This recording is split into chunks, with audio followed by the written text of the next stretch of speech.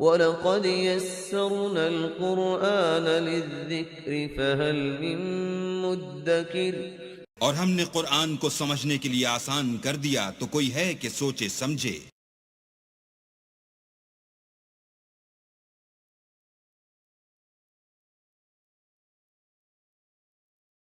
اعوذ باللہ من الشیطان الرجیم۔ پناہ مانگتا ہوں میں اللہ کی شیطان مردود سے۔ بسم اللہ الرحمن الرحیم۔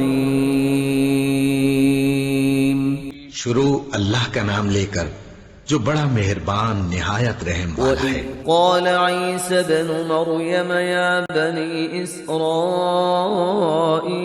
إِنِّي رَسُولُ اللَّهِ إِلَيْكُمْ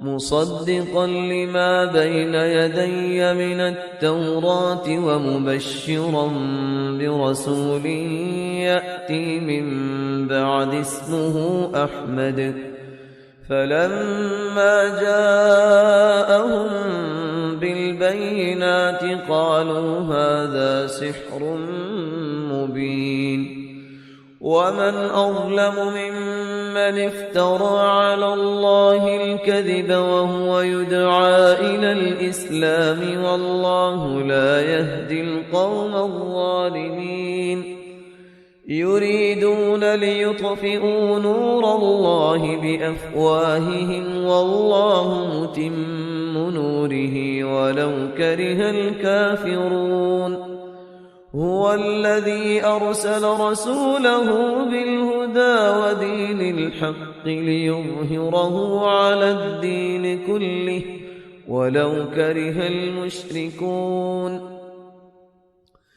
يا أيها الذين آمنوا هل أدلكم على تجارة تنجيكم من عذاب أليم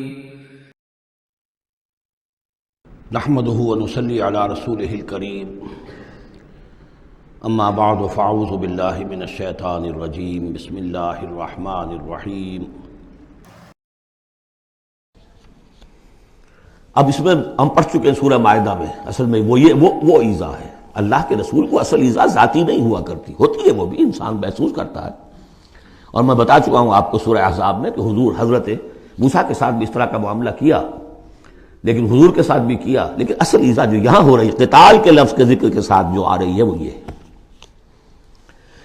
وَإِذْ قَالَ عِيسَى ابْنُ مَرْيَمَ، دوسرا دور۔ اب یہ ہے رسول، اصل میں بنی اسرائیل کے لیے رسول بن کر آئے وہ حضرت عیسیٰ، رسولاً الی بنی اسرائیل۔ سورہ آل عمران کی وہ الفاظ بہت اہم ہیں۔ وَإِذْ قَالَ عِيسَى ابْنُ مَرْيَمَ يَا بَنِي إِسْرَائِيلَ إِنِّي رَسُولُ اللَّهِ إِلَيْكُمْ، اور جب یاد کرو جب کہ کہا عیسیٰ ابن مریم نے، اے بنی اسرائیل میں اللہ کا رسول ہوں تمہاری طرف، مصدقا لما بین یدی من التوراۃ، اور میں تصدیق کرتے ہوئے آیا ہوں اس کی جو میرے سامنے ہے تورات میں سے، وہ مبشرا برسول، اور بشارت دیتے آیا ہوں ایک رسول کی، آتی من بعدی جو میرے بعد آئیں گے، اسمہ احمد، جن کا نامی احمد ہے صلی اللہ علیہ وسلم، احمد مجتبی۔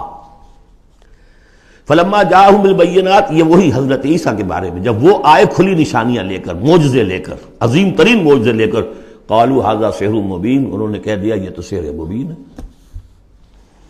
ومن اظلم ممن افترا، اب یہ تیسرا دور ہے، اب محمد رسول اللہ آ گئے ہیں صلی اللہ علیہ وسلم، اور وہ ہم پڑھا ہے سورہ بنی اسرائیل میں، عسیٰ ربکم ان یرحمکم وان عدتم عدنا، اے بنی اسرائیل تم ہمارے لاڈلے تھے، اس میں کوئی شک نہیں، ہم نے تمہیں چنا تھا، اخترناہم علی علم، لیکن تم نے اپنی بد عملی کی وجہ سے اپنے آپ کو راندہ درگاہ بنا لیا، لیکن ہماری محبت اب بھی موجود ہے۔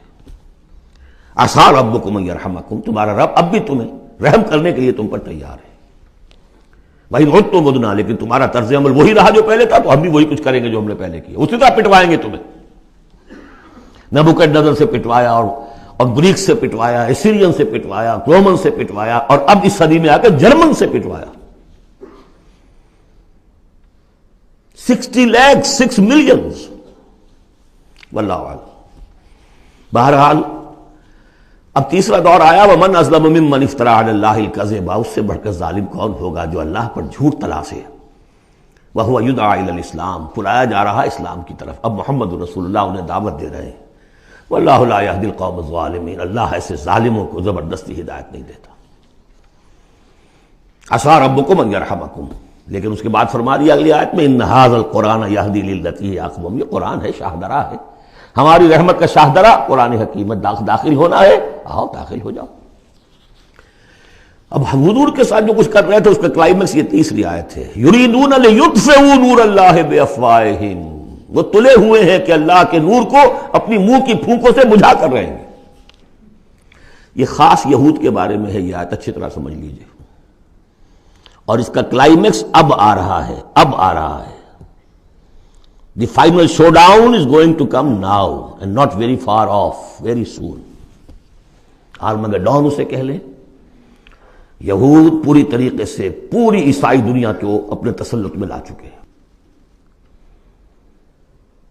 اور جو کچھ ہونے والا ہے الملحمۃ العظمیٰ جسے حضور نے قرار دیا ہے، عظیم ترین جنگ. اور آرمگڈون یہ ان کی کرسچین جو ان کی ہے اصطلاحات ان میں وہ آرمگڈون ہے.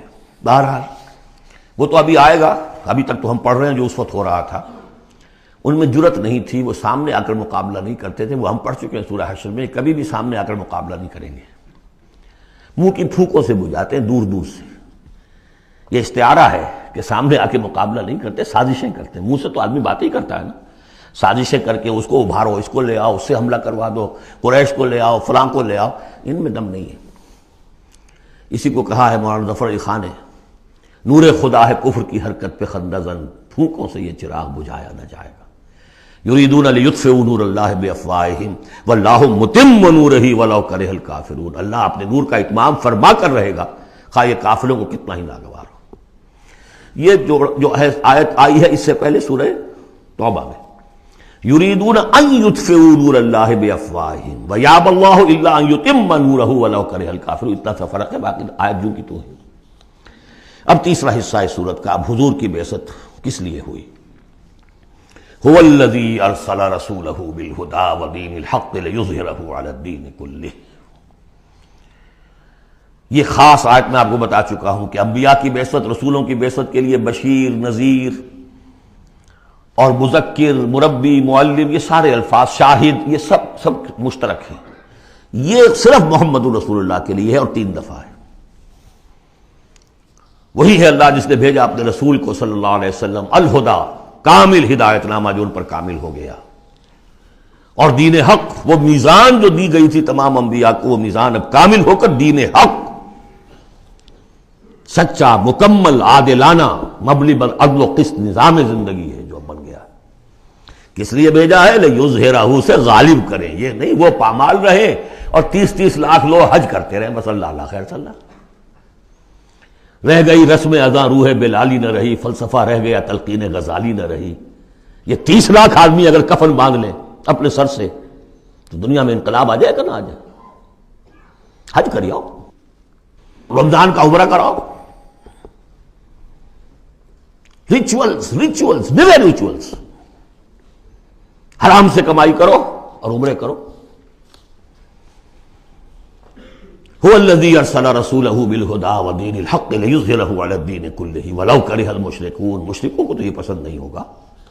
مشرک چاہیں گے توحید کا نظام قائم ہو جائے، اللہ کی حکومت پوری زندگی پہ قائم ہو جائے. اور مشرک کون ہے؟ مشرک صرف بت پرست نہیں ہے.